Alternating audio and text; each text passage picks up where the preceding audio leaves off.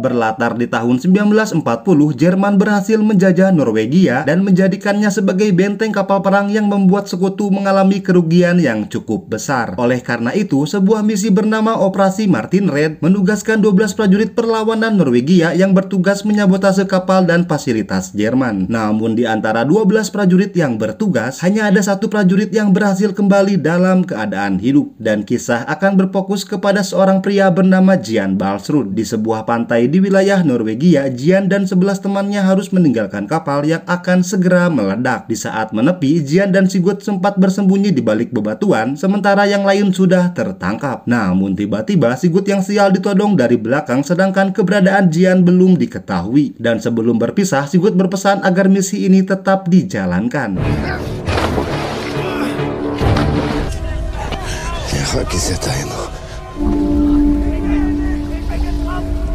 Inilah dia orang ke-12. Di saat prajurit Nazi sedang menginterogasi mereka, kesempatan ini Jan gunakan untuk melarikan diri. Namun tak berselang lama, keberadaan Jan diketahui pihak Nazi, sontak mereka pun segera mengejar dan memberikan tembakan peringatan. Yang beruntungnya, tembakan tersebut hanya mengenai jempol kaki Jan.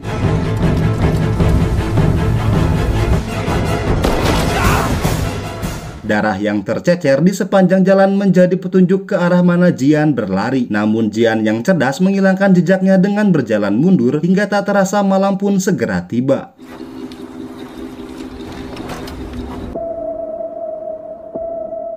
Pencarian masih dilakukan dengan menembakkan flare ke udara agar mereka bisa mengetahui di mana Jan bersembunyi. Sementara itu, dari kejauhan melihat pasukan Nazi semakin dekat, Jan tidak memiliki pilihan lain selain menyeberangi danau yang suhunya di bawah 0 derajat. Bahkan pasukan Nazi pun berpendapat bahwa Jan sudah mati akibat kedinginan. Das Wasser muss nur mehr als 0 Grad haben. Setibanya di seberang danau, Jan meminta pertolongan kepada warga sekitar yang secara kebetulan sedang melintas. Dan diketahui warga lokal pun mendukung pergerakan prajurit perlawanan yang dimana tujuan mereka adalah kemerdekaan bangsa Norwegia sendiri. Namun ada satu warga lokal yang berkhianat yang mengakibatkan Jan harus menderita seperti ini. Nanti saya ceritakan.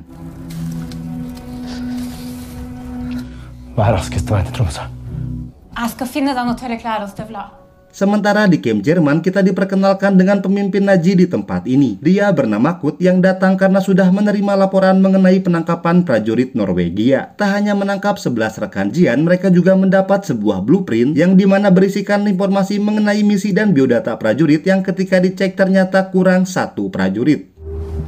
11. Ja.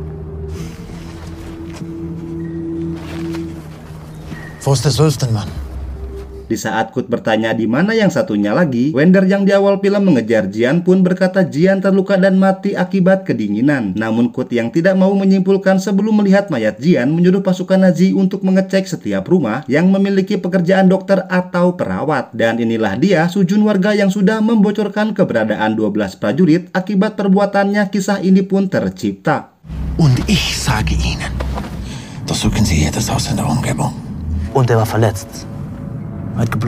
Setelah tertangkap, tentunya mereka akan disiksa, tidak mungkin ditawarin kopi dan gorengan. Dihajar sudah pasti, namun yang berbeda, metode penyiksaan di sini cukup membuat ngilu, yang dimana jari tangan mereka ditusuk dengan sebuah jarum. Sag mir, wo er ist. Sementara di tempat lain, Jan yang sudah membaik disarankan pergi ke sebuah rumah yang dimana terdapat seorang dukun beranak atau paraji yang dapat mengobati kakinya. Namun karena luka yang cukup parah, sang nenek menyarankan agar Jan pergi ke dokter sebelum lukanya membusuk. Dan setelah memberikan perawatan, tiba-tiba datang pasukan Nazi yang sedang mencari Jan. Sånn, det er det beste jeg kan få til. Tidak seperti di film yang lainnya, pasukan Nazi di Norwegia tidak berperilaku kejam kepada warga sipil. Dikarenakan tidak mendapat informasi, mereka segera pergi mengecek ke tempat yang lain. Mendengar percakapan mereka, artinya ada dokter dan perawat lain yang bisa menolong Jan. Oleh karena itulah, secara diam-diam Jan mengikuti pasukan Nazi.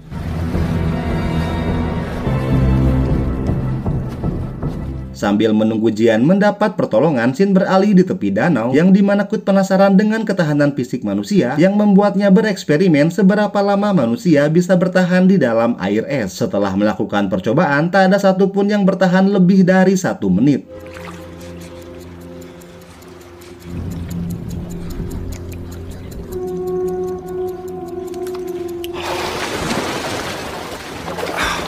Dikarenakan tidak ada tahanan yang kuat, dengan percaya diri Kut melepas jaket dan mulai berendam. Namun tak sampai 2 menit, Kut menyerah dan kembali naik ke atas. Meskipun sempat ditertawakan oleh Wenders, namun aksi Kut patut mendapat pujian karena biasanya pemimpin dapat menyuruh anak buahnya untuk melakukan apa saja yang dia mau.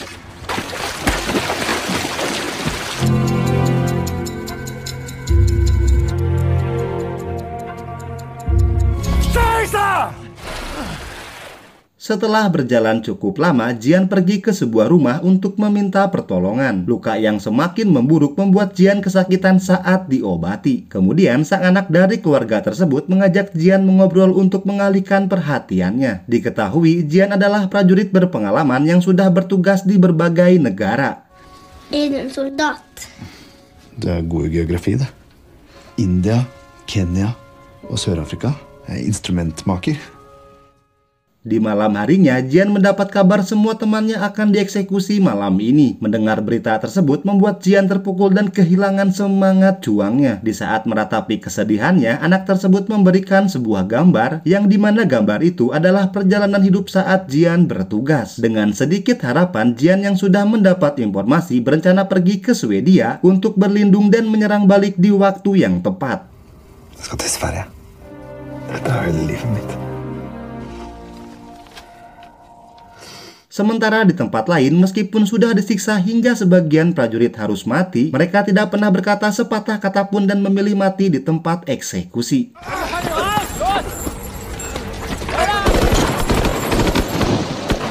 Keesokan harinya, di sebuah tempat terpencil di pinggir danau, Jian mengunjungi relawan lain yang dapat dipercaya. Dengan menggunakan perahu, mereka menyuruh Jian melewati jalur pegunungan agar bisa sampai di perbatasan Swedia. Setelah itu, pria tersebut menjelaskan apabila Jian berhasil kabur, maka ini akan menjadi kekalahan pertama bagi Kut. Diketahui, Kut dikenal sebagai prajurit Jerman yang berprestasi karena Kut tidak pernah membiarkan prajurit Norwegia kabur dari pengawasannya. Vi är snart framme. Han vill aldrig låta en fra Länge-kompaniet släppa undan. Det är han Kurt Stage. Masse tyskere. Men du kommer deg ikke rundt. Tak berselang lama, tibalah mereka di tempat tujuan. Dikarenakan kapal tidak bisa menepi lebih jauh, Peder segera menggendong Jian agar tidak kebasahan saat melewati pegunungan. Dengan menggunakan ski, perjalanan Jian bertahan hidup dari kejaran Nazi dimulai dari sekarang.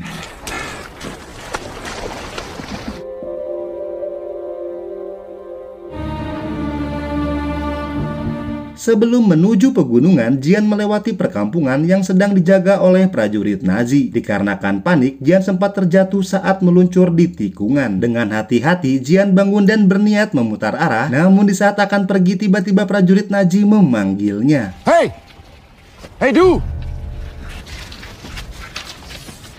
Ternyata prajurit tersebut adalah Kut yang meledek Jian karena tidak pandai bermain ski dan mengembalikan kupluk yang terjatuh. Namun di saat Kut hendak kembali ke markas,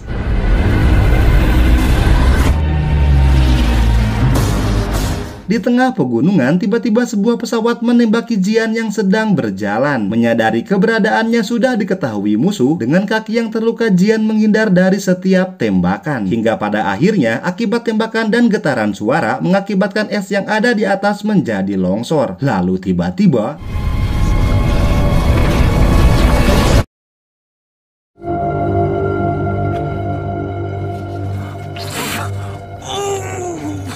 di bawah tumpukan salju, dalam keadaan sekarat, Jian berusaha bangkit dan mengais es yang membuat tangannya terluka. Dengan tenaga yang tersisa, akhirnya Jian berhasil keluar dari tumpukan es.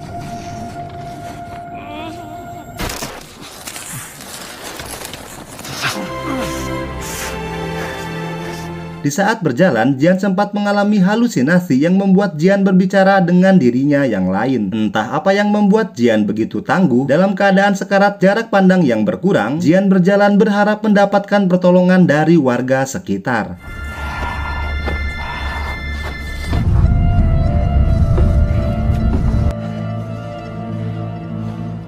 Sementara di markas Naji, pilot pesawat menjelaskan kejadian longsor yang menimpa Jian. Tak hanya itu, prajurit Naji yang mengecek di lokasi longsor hanya menemukan tas dan potongan ski yang tertinggal. Mengetahui kemungkinan Jian masih hidup, Kurt marah kepada Wenders yang meremehkan kemampuan bertahan hidup prajurit Norwegia.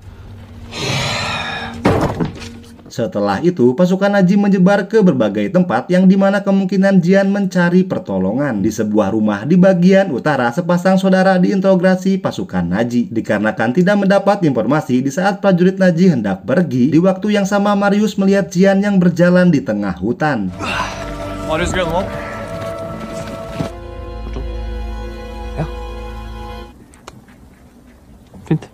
Setelah kepergian Nazi, mereka segera mencari Jian yang ternyata sudah masuk ke dalam rumah warga. Meskipun sudah mengetahui hukuman apa yang akan mereka terima, namun saat inilah waktu yang tepat untuk memperjuangkan tanah air. Vi må få i gang blodsirkulasjon. Setelah terbangun dari pingsannya, Gudrun yang merawat Jian menyembunyikannya di atas tumpukan jerami. Namun tak berselang lama, pasukan Naji yang kembali berpatroli menggeledah semua rumah yang ada di bagian utara termasuk rumah ini. Meskipun sudah mengecek daerah ini, namun sekarang Kurt sendiri yang akan melakukan pencarian.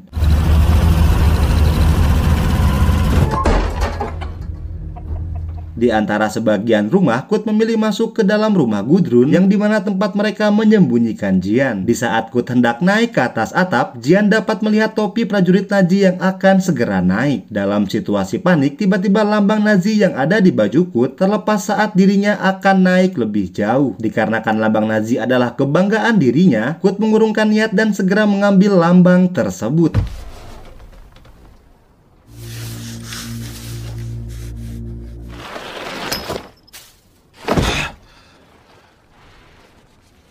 Setelah kepergian Nazi, Marius memindahkan Jian ke tempat yang lebih aman jauh dari pemukiman penduduk. Sambil menunggu, Marius akan memikirkan cara bagaimana Jian bisa pergi melewati perbatasan menuju Swedia.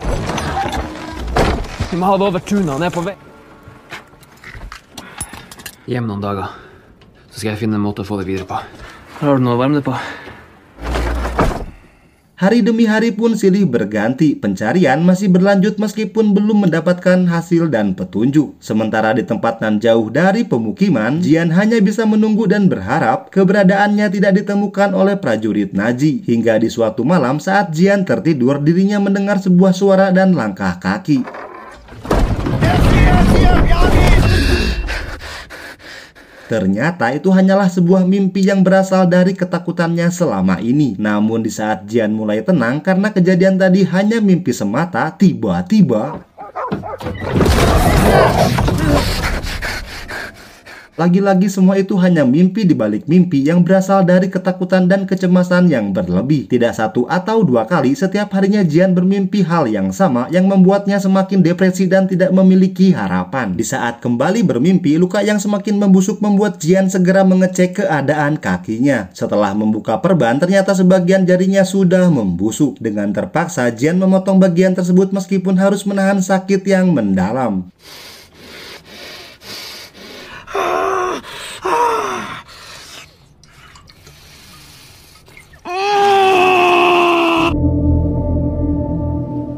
Setelah 12 hari menunggu, keesokan harinya Marius memberikan kabar bahwa dirinya sudah menemukan cara agar Jian bisa pergi ke Swedia. Dengan menggunakan papan yang dibentuk seperti seluncur, mereka mengangkut Jian ke pegunungan untuk diserahkan kepada kelompok Mandalen yang akan mengantar Jian menuju perbatasan Swedia.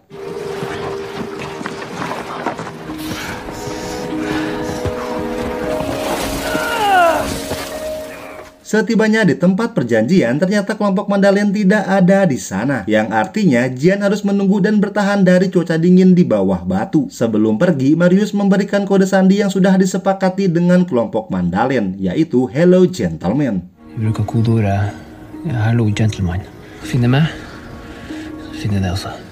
Di malam harinya, Jian harus menahan dingin yang luar biasa hingga membuatnya menggigil kesakitan. Namun di saat melihat cahaya utara atau yang disebut sebagai aurora, membuat Jian merasa tenang dan damai karena menurut kepercayaannya, cahaya tersebut adalah cahaya harapan untuk hidup yang lebih baik. Keesokan harinya, Marius yang berpikiran Jian sudah berada di Swedia dikejutkan dengan kedatangan kelompok Madalen yang tidak menemukan tempat perjanjian, yang artinya sudah 4 hari lamanya Jian berada di bawah batu. Mendengar kabar itu, Marius segera pergi ke atas gunung dengan membawa Agne yang merupakan seorang perawat, karena mustahil manusia dapat bertahan hidup di atas gunung tanpa perlengkapan yang cukup. Det har gått 4 dager. Setibanya di sana, ternyata lubang batu sudah tertutup dengan salju. Kemudian Marius segera menggalinya dengan harapan Jian masih hidup. Namun nyatanya Jian sudah membeku tak sadarkan diri. Mengetahui kenyataan ini membuat Marius merasa bersalah karena harapan mereka untuk memperjuangkan kemerdekaan telah punah. Namun di saat Agne memperhatikan Jian, ternyata Jian masih hidup. Hallå, gentleman.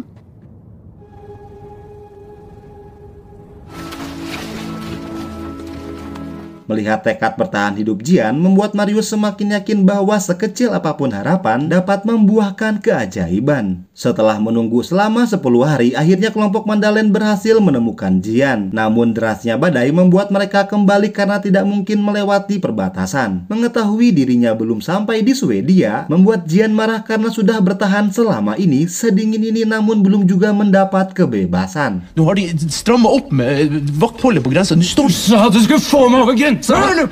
Melihat Jian yang depresi saat mendengar perbatasan ke Swedia dijaga ketat tak membuat Nigo patah semangat karena kehadiran Jian membuat semua orang yakin bahwa keajaiban itu ada. Mendengar perkataan Nigo membuat Jian tersadar sepenuhnya bahwa ini bukan lagi tentang keselamatan dirinya, melainkan kebebasan dan kemerdekaan bangsa Norwegia. Fordi vi trenger et mirakel. Uten den blir det vanskelig å dra med hovedvidda. Keesokan harinya saat Jian terbangun ada seorang perawat yang sedang mengobati luka di kakinya. Sambil menikmati sarapan pagi, Jian menceritakan apa yang sudah terjadi saat 12 prajurit tertangkap. Sehari sebelum kejadian, mereka tidak bisa pergi ke tempat yang sudah direncanakan karena penjagaan Naji yang diperketat. Kemudian Jian mencari kontak baru yang bernama Anaton Pedersen untuk membantu mereka menjalankan operasi ini. Di saat mengunjunginya, ternyata Anaton sudah meninggal dunia. Yang ada hanya si pengkhianat yang langsung menelepon pihak Nazi untuk membocorkan misi tersebut. Dan di saat Jian kembali, kapal perang Naji sudah menunggu mereka. Dikarenakan memiliki banyak informasi, Jian meledakkan kapal untuk menghilangkan barang bukti. Di saat akan melompat, kaki Jian tersangkut yang membuatnya harus melepaskan sepatunya. Namun karena hal itulah Jian menjadi orang terakhir yang melompat ke dalam air dan menjadi satu-satunya yang berhasil selamat.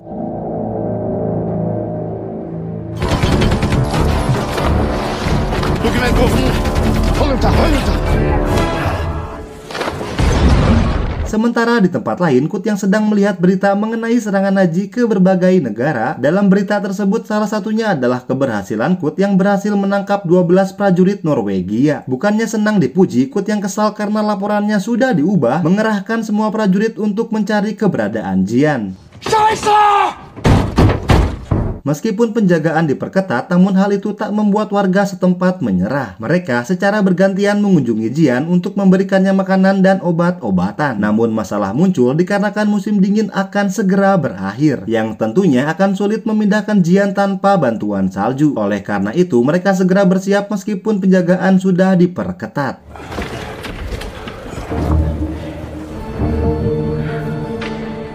Sementara di tempat lain, Gudrun yang panik karena sial yang dulu dia berikan kepada Jian terdapat namanya di sial tersebut dan akan menjadi masalah apabila sial itu ditemukan oleh pihak Nazi. Mendengar perkataan Gudrun, Marius segera mengecek ke tempat yang pernah Jian singgahi untuk menghilangkan jejak tersebut. Dan benar saja, sial milik Gudrun tertinggal di sana. Namun di saat mereka akan kembali, tiba-tiba pasukan Nazi sudah mendekati mereka.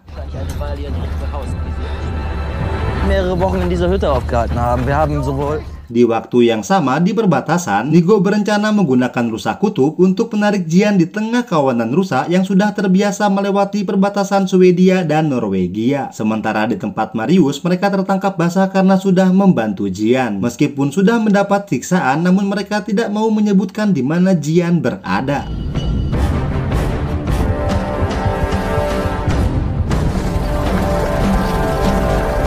Di tengah ketegangan di tempat yang berbeda, tiba-tiba tali penyangga terlepas yang membuat Jian terjatuh. Dengan susah payah, Jian membalikkan papan seluncur agar dirinya bisa bersembunyi untuk sementara waktu. Kejadian tersebut diketahui oleh pihak penjaga dan mereka pun segera melaporkan kejadian ini kepada Kut.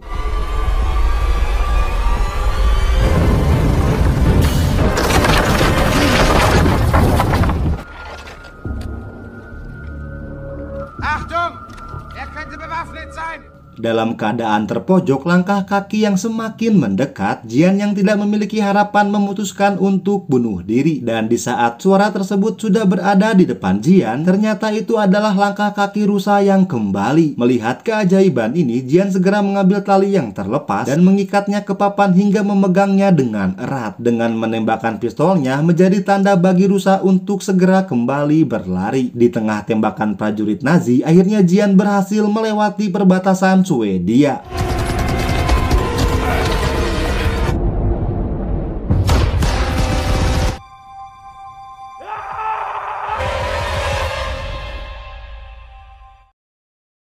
Meskipun sudah selamat, namun Jian masih memegang erat tali tersebut karena Jian tidak mau terlepas untuk kedua kalinya. Sementara di tempat lain, mendengar kabar Jian berhasil kabur membuat Kurt harus menerima kekalahannya. Sementara itu, Gudrun dan Marius hanya bisa tersenyum bahagia.